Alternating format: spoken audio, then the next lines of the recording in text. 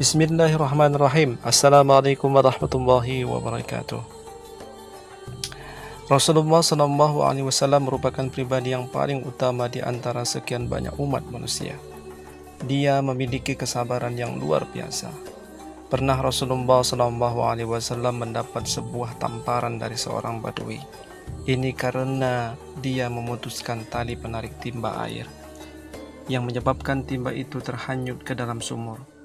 Kisah ini terjadi ketika Rasulullah SAW berada di rumah putrinya Fatimah. Kala itu seluruh penghuni rumah, yaitu Fatimah, dua cucu Rasulullah Hasan dan Husain, serta Rasulullah sendiri merasa sangat lapar. Tetapi tidak ada satupun makanan yang bisa dikonsumsi.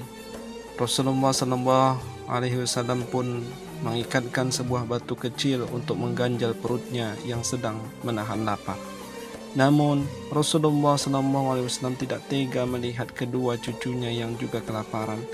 Dia akhirnya keluar dari rumah itu. Aduh, kasihan Hasan dan Husain sangat lapar. Rasulullah SAW kemudian berniat untuk mencari rezeki agar kedua cucunya dan putrinya tidak lagi kelaparan. Di tengah jalan dia melihat seorang badui sedang menimba air. Rasulullah SAW segera menghampiri seorang badui itu. "Hai badui, adakah pekerjaan yang bisa aku lakukan untukmu?" tanya Rasulullah SAW kepada badui itu. Maka badui itu menjawab, "Iya." "Apa pekerjaan itu?" tanya Rasulullah SAW. "Menimba air di sumur ini," kata badui itu. Tentunya badui ini tidak tahu bahwasanya itu adalah Rasulullah SAW.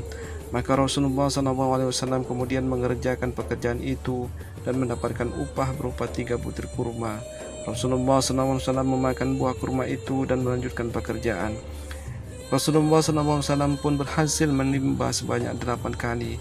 Tetapi saat ke-9 kalinya tali timba terputus dan timba itu terjatuh ke dalam sumur. Rasulullah SAW berhenti sejenak dan merasa kebingungan.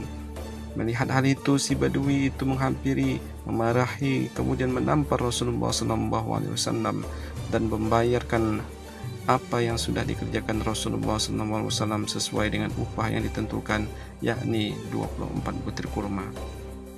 Rasulullah SAW menerima upah itu tanpa terlihat wajah marah sama sekali. Itulah kemuliaan akhlak Rasulullah SAW. Kemudian Rasulullah SAW turun ke dalam sumur untuk mengambil timba dan menyerahkannya kepada badui itu. Si badui kemudian meninggalkan Rasulullah. Kemudian Rasulullah pun pulang ke rumah Fatimah. Di tengah perjalanan si badui itu termenung. Maka ia berpikir, jangan-jangan yang aku tampar tadi adalah Muhammad. Maka si badui itu kemudian memotong tangan yang tadinya dipakai untuk menampar Rasulullah. Darah bercucuran dari lengannya hingga dia pingsan. Beberapa musafir melihat si badui itu kemudian mencoba membuat si badui tersadar dengan terus menyiramkan air. Si badui itu siuman, tersadar. "Musibah apa yang menimpamu?" kata sang musafir kepada si badui tersebut.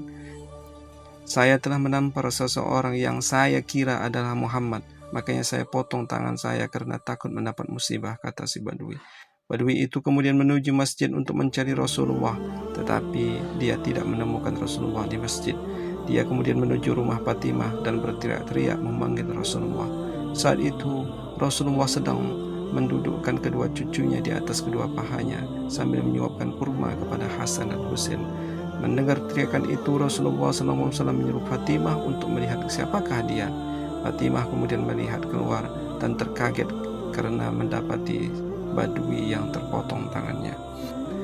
Dia segera menghadap Rasulullah dan menyampaikan ada badui yang tangannya terpotong. Mendengar perkataan Fatimah, Rasulullah segera beranjak dari tempat duduknya dan menemui si badui itu.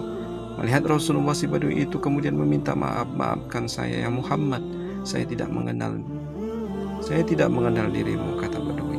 "Mengapa tanganmu terpotong?" kata Rasulullah SAW penuh keheranan. "Tidak akan kekal tanganku yang telah menamparmu," jawab si badui. "Masuklah Islam supaya kau selamat," kata Rasulullah. Badui itu masih belum yakin kepada Rasulullah. "Hai Muhammad, jika kau memang benar Nabi, perbaikilah tanganku," kata si badui.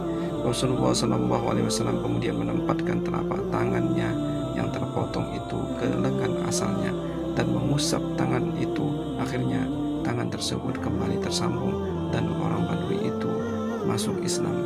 Inilah kisah Rasulullah SAW dengan si Badui yang pernah menampar Rasulullah. Assalamualaikum warahmatullahi wabarakatuh.